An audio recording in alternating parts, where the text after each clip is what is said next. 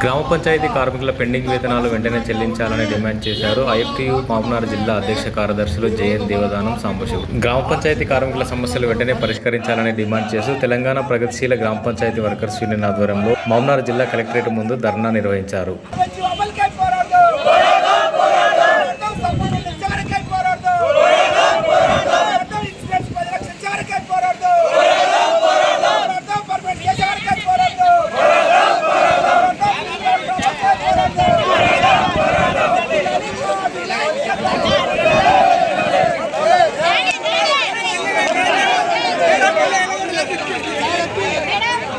ఈ సందర్భంగా ఐఎఫ్టీయూ జిల్లా అధ్యక్ష కార్యదర్శులు జేఎన్ దేవదానం సాంబశివుడు మాట్లాడుతూ జీవో నెంబర్ 60 ప్రకారం గ్రామ పంచాయతీ కార్మికులకు కనీస వేతనాలు అమలు చేయాలని డిమాండ్ చేశారు.